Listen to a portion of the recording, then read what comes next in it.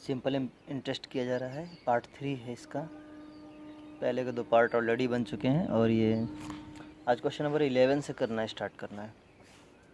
जैसे कि question number 11 क्या कहता है, 7,650 रुपये की राशि 5 सही 1/2% वार्षिक दर से कितने वर्षों में ब्याज की राशि वही होगी जो 3,060 रुपये पर 6 से 1/2% वार्षिक ब्याज की दर से 6 वर्षों में ब्याज की राशि होगी।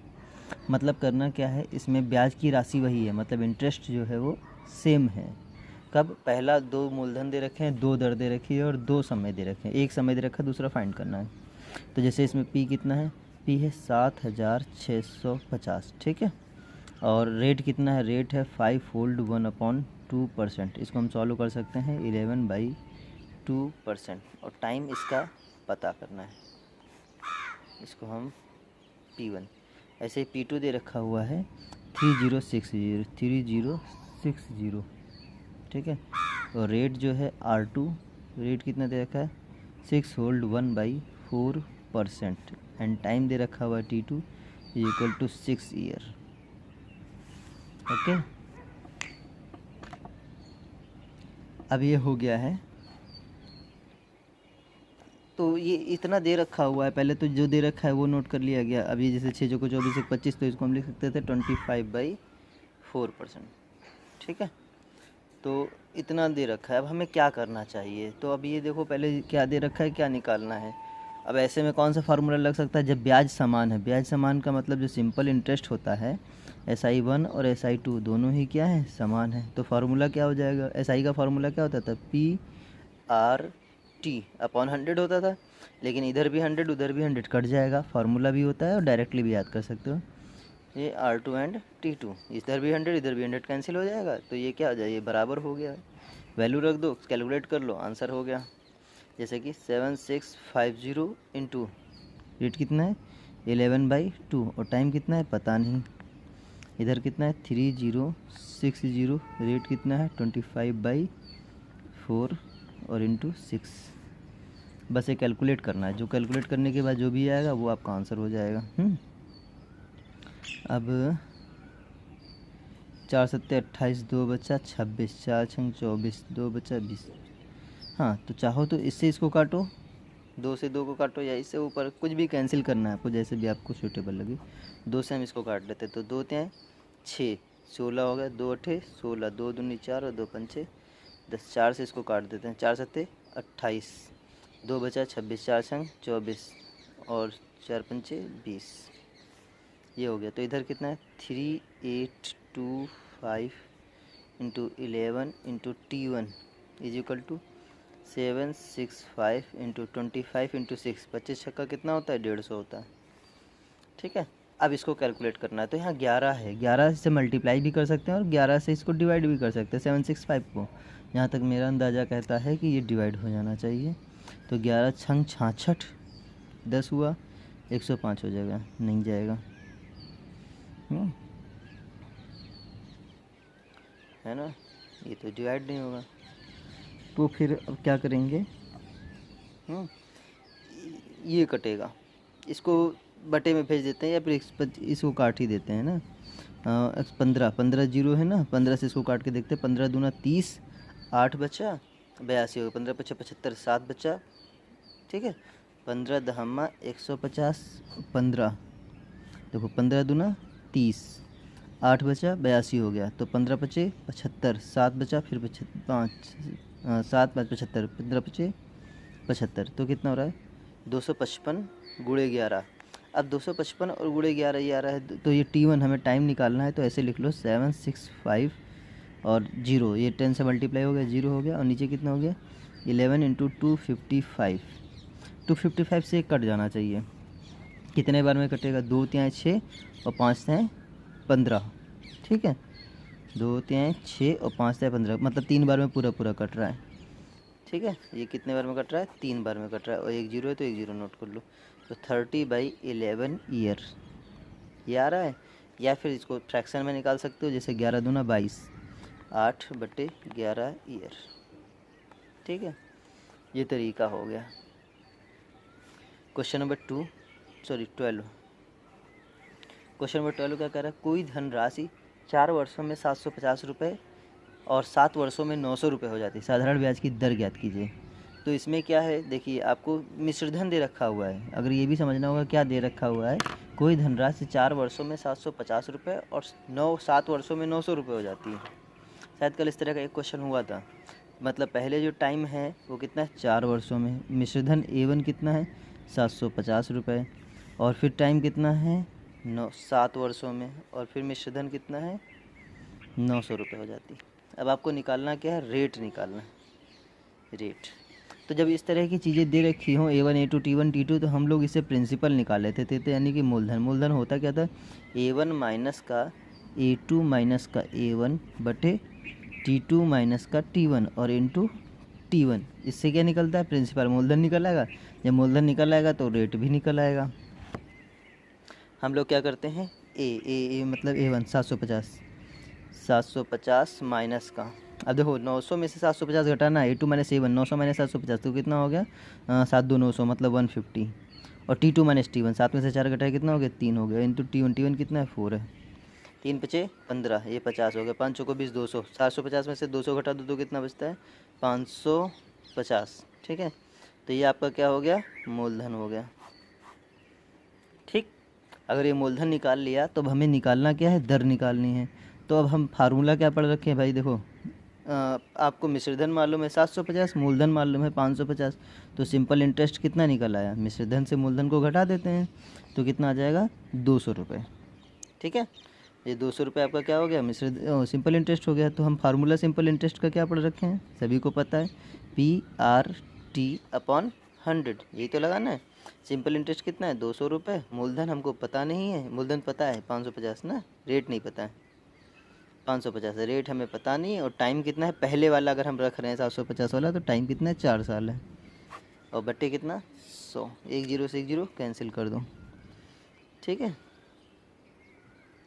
अब हाँ, तो अब क्या हो रहा है, 4 से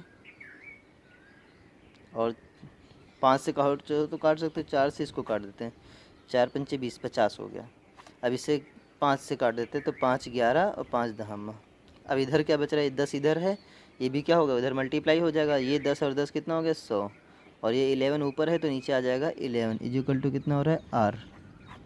ठीक है, 100 बटे 100 बटे 11, या फिर इसे बोल सकते हैं 11 9 99, 9 होल्ड 1/11 पर, रेट है ना तो रेट हमेशा परसेंट में लिखा जाएगा। ठीक है, हो गया। Question number 13। क्वेश्चन नंबर 13 की अगर बात करते हैं तो इसमें लिखा, राजेंद्र ने 9,680 रुपये 3 वर्षों के लिए 12% वार्षिक ब्याज दर पर लगाया। फिर उसने 7,260 रुपये एक निश्चित दर पर 4 से ही 1/2 वर्षों के लिए लगाया। वह पाता है कि दोनों स्थितियों में साधारण ब्याज की राशि समान है, वह निश्चित दर क्या है, मतलब आपको रेट निकालना है। आप समझ लेते हैं क्वेश्चन कैसे दिया हुआ है। राजेंद्र ने 9,680 रुपये, मतलब पी दे रखा हुआ है, या P1 कह सकते हो, हाँ P1 कह सकते हो, 9,680 रुपये, 9,680 रुपये। ठीक है, 3 वर्षों के लिए, मतलब टाइम कितना दे रखा है 3 वर्षों के लिए, 12% वार्षिक ब्याज दर पर लगाया, मतलब रेट कितना दे रखा है 12% वार्षिक ब्याज दर पर लगाया।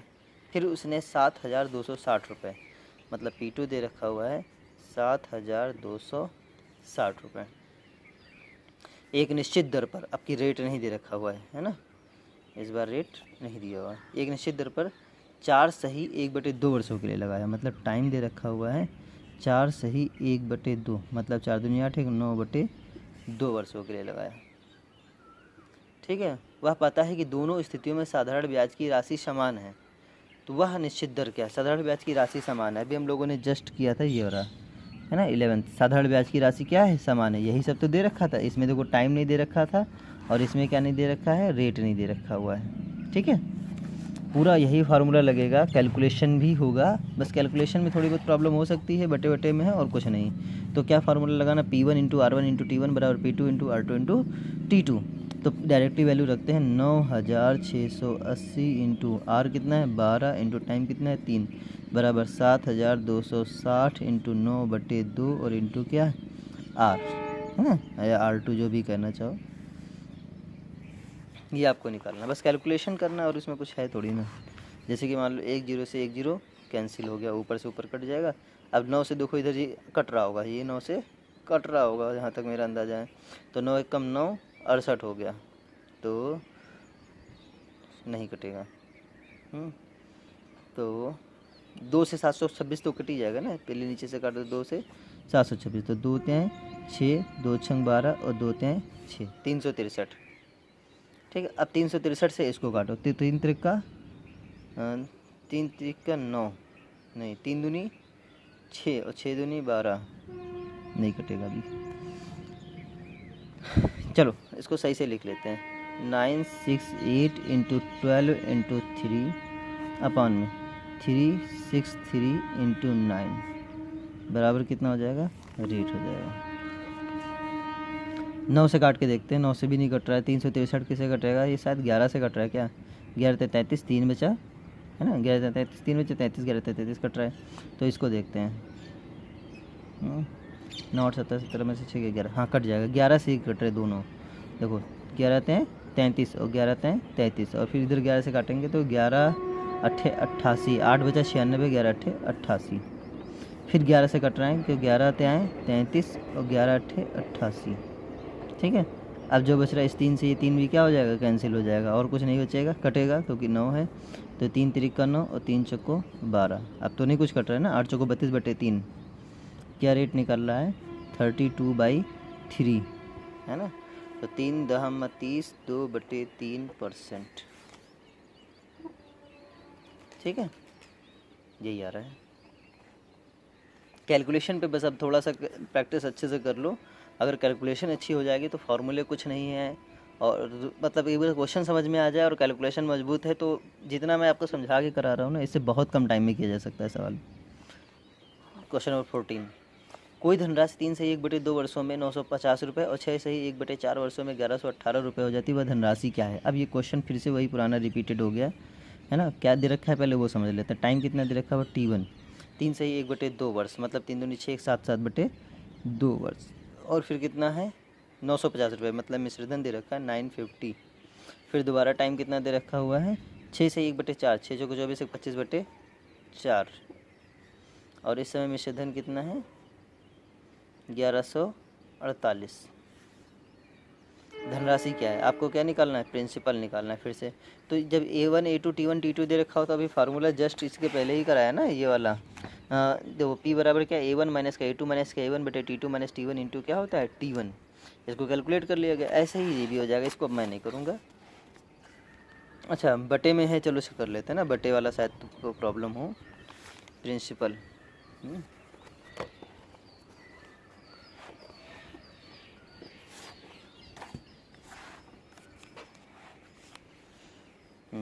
क्या होता था, A1 माइनस का A2 माइनस A1, डायरेक्टली मैं वैल्यू रख रहा हूँ ना। A1 माइनस का A2 माइनस A1 950 माइनस का A2 माइनस, मतलब इन दोनों को घटा लेते हैं।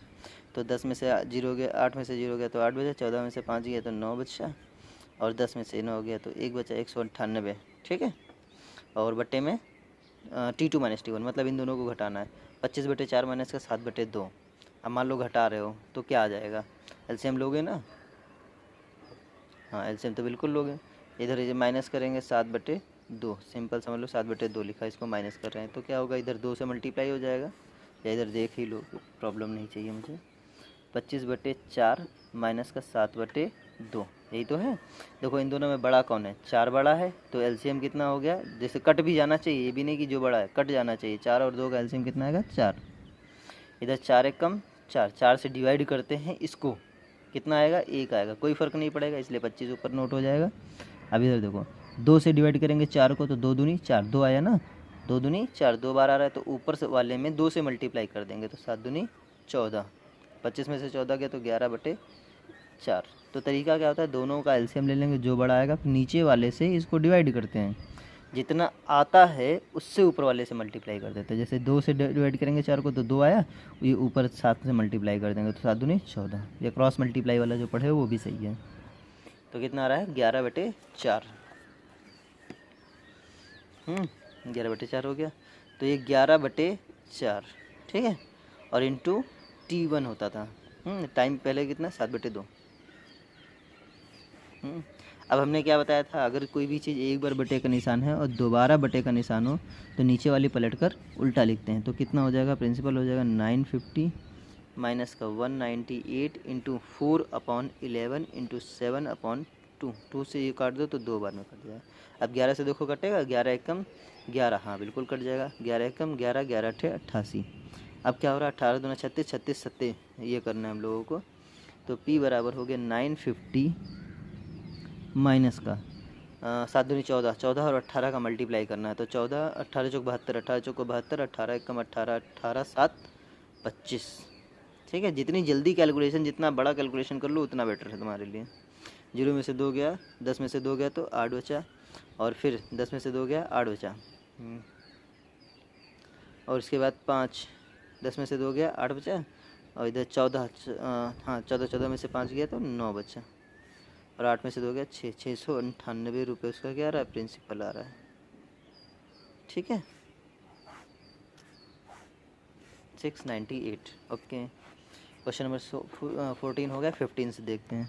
15 में क्या दे रखा हुआ है, कोई धनराशि 4 से 1/2 वर्षों में 163% हो जाती है, साधारण ब्याज की राशि क्या ज्ञात कीजिए। तो देखिए इसमें क्या है, 4 से ही 1/2 वर्षों में, 4 से 1/2 वर्षों में, 4 दूनी 8, 9, 9/2 वर्षों में। ठीक है, ये टाइम दे रखा हुआ है 4 से ही 1/2 वर्षों में। ये समय हो गया। अब इन्होंने 163% हो जाती है। 163% होने का मतलब है कि कोई भी चीज़ अपने आप में 100% होती है, तो उसका प्रिंसिपल मान लीजिए अगर 100 होगा या 100 होगा तो उसका 163% मतलब जो अमाउंट है, अमाउंट कितना हो रहा है, 163%। ठीक है, चलो 163% का मतलब 100 अगर ये ले लेंगे तो 163 ये भी ले सकते हैं। अगर और कोई वैल्यू दे रखी होती तो हम ऐसा नहीं करके फिर परसेंटेज ही करना पड़ता। तो अब यहाँ से सिंपल इंटरेस्ट कितना निकला, देखो 100 रुपये दिए, 163 रुपये मिले, तो SI कितना मिल गया, 63 रुपये। तो अब क्या करना है, बस यही समझना था कि कोई राशि 9/2 वर्षों में 163% हो जाती है। 163% का मतलब क्या हो गया कि प्रिंसिपल 100 हो गया और अमाउंट 163 हो गया। और यहाँ से सिंपल इंटरेस्ट निकाल लिए, 63 रुपये हो गया। तो बस वही आपको निकालना क्या, अभी भी तो देखना पड़ेगा ना, वार्षिक दर निकालनी है आपको, क्या निकालना है, रेट निकालना है। तो कोई प्रॉब्लम नहीं है, हम लोग SI कितना हो गया, SI कितना है, 63 प्रिंसिपल कितना 100 इंटू रेट हमें पता नहीं, और टाइम कितना है 9/2, और अपॉन में कितना होता था 100, 100 से 100 क्या हो गया, कट गया, 9 सते 63 और 7 दूनी 14, तो रेट कितना हो गया 14%। ठीक है, बस वो परसेंट वाला एक बार सही से समझ लो, और उसमें कुछ नहीं है। Question number 16। क्वेश्चन नंबर 16 क्या कहता है, 16 कहता है कि कोई धनराशि 4 वर्षों में 5 गुना हो जाती है। कोई धनराशि 4 वर्षों में 5 गुना हो जाती है, कितने वर्षों में 7 गुना हो जाएगी। 4 वर्षों में 5 गुना मतलब टाइम है 4 वर्षों में 5 गुना, मतलब n है 5 गुना, N1 मान लो। फिर कितने वर्षों में, मतलब टाइम पता नहीं, 7 गुना हो जाएगी, मतलब N2 कितना है 7 गुना। तो क्या फार्मूला हम लोगों ने पढ़ रखा था, जब T1 T2 N1 N2 दे रखा हो तो क्या था, N1 माइनस का 1 अपॉन में T1 बराबर N2 माइनस का 1 अपॉन T2। जहाँ मैं रह रहा हूँ यहाँ पे देखो कितनी अच्छी आवाज़ आती है दिन भर, मतलब चिड़िया बहुत अच्छे से सुनो, कोयल बोल रही है, कौवा बोल रहा है, और एक ये है ना, इसको देखा है, ये शायद चील या बाज है, ये भी है। हाँ अजीब, मतलब एकदम एटमॉस्फेयर एकदम जंगल वाला है, अच्छा लगता है।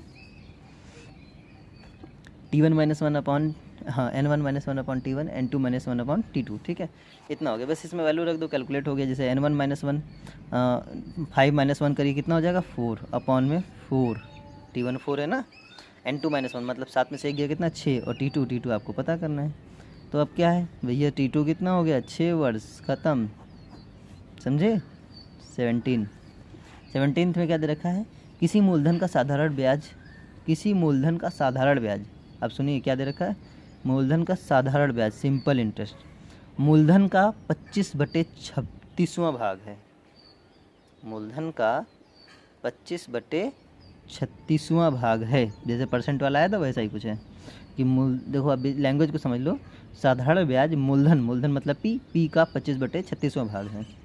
यदि वह वार्षिक ब्याज की दर और समय समान हो, मतलब आर और टाइम क्या है, सेम है, दोनों को हम एक ही चीज़ रख सकते हैं, चाहे आर चाहे टी। तो वार्षिक दर क्या है, रेट आपको निकालना है। तो इसमें क्या प्रॉब्लम है, अब मान लो SI दे रखा है, SI इतना दे रखा है, तो SI कितना है, P इंटू 25/36 बराबर क्या पढ़ते हो, P रेट कितना है पता नहीं, और फिर टाइम कितना है रेट के बराबर है, और अपन में क्या होता है 100 होता है, यही तो पढ़ते आए हो। तो P से P काट दो, अब तो कुछ कटेगा नहीं, R से R मल्टीप्लाई हुआ तो R² हो गया, और ये 100 इधर डिवाइड में तो इधर क्या हो जाएगा मल्टीप्लाई में, तो 25/36 और इंटू 100, और R से R मल्टीप्लाई किया तो क्या हो गया R², स्क्वायर हटाएंगे तो इधर क्या हो जाएगा रूट लग जाएगा, तो 25/36 इंटू 100 इज इक्वल टू क्या हो जाएगा R हो जाएगा। अब 25 का रूट कितना हो रहा है 5, 36 का कितना हो रहा है 6, और इंटू 100 का कितना हो रहा है 10 इज इक्वल टू क्या rate.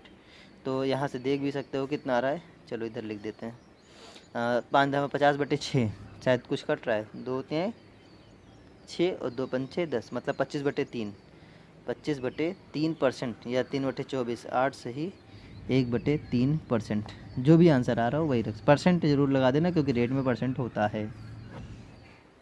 Okay clear. Question number 18, question number 18, कोई धनराशि 4 से 1/2 वर्षों में 4.2% वार्षिक ब्याज की दर से 5 गुनी हो जाती है, किस दर से वह 3 गुनी हो जाएगी। यही सेम क्वेश्चन है, नहीं ये नहीं, ये वाला क्वेश्चन है ना, जो दे रखा लिख लेते हैं। 4 से 1/2% वार्षिक दर से, मतलब रेट दे रखा हुआ है 4 से 1/2 मतलब 9/2% हो गया, ठीक है। वार्षिक दर से 5 गुनी हो जाती है, 5 गुनी मतलब N1 दे रखा है 5 गुनी, फिर किस दर से वह 3 गुनी हो जाएगी, तो मतलब रेट आपको पता नहीं है, 3 गुनी हो जाएगी तो N2 कितना हो गया 3 हो गया। यही फार्मूला यहाँ पे T है, उसकी जगह पर क्या हो जाएगा T की जगह पर R हो जाएगा, दोनों एक ही चीज़ें हैं ना। मॉर्निंग का टाइम है, क्या N1 - 1/T1 मतलब N कितना है 5, 5 में से 1 घटाओ 4 बटे रेट कितना है 9/2, फार्मूला पढ़ चुके हो। और यहाँ कितना 3 में से 1 घटाओ 2 बटे कितना हो जाएगा रेट हमको पता नहीं है इस बार, ठीक है। अब नीचे वाली चीज़ क्या होती है, पलट के उल्टी लिखी जाती है, तो 4 × 2/9 बराबर 2/R2, यही तो होगा। अब हम क्या करते हैं, चाहो तो इस 2 से 2 कैंसिल कर दो, और तो कुछ कटेगा नहीं। अब आपको R2 निकालना है, क्या करना है R2 निकालना है, तो R2 जो नीचे है वो निकालना है, तो इसको ऊपर ले जाना पड़ेगा, मतलब R2 कहाँ ऊपर आ जाएगा, R2 ऊपर इस साइड में आ गया। अब इधर जो नीचे है वो दूसरी साइड कहाँ जाएगा, ऊपर चला जाएगा, मतलब 9 ऊपर चला गया, 4 कहाँ आ जाएगा नीचे चला जाएगा, ठीक है। तो इसको लिख सकते हैं 1/4%, ठीक है।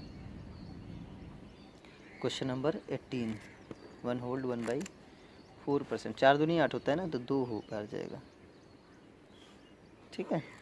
हाँ ठीक है 18 हो गया। क्वेश्चन नंबर 19, 19 में क्या दिया हुआ है,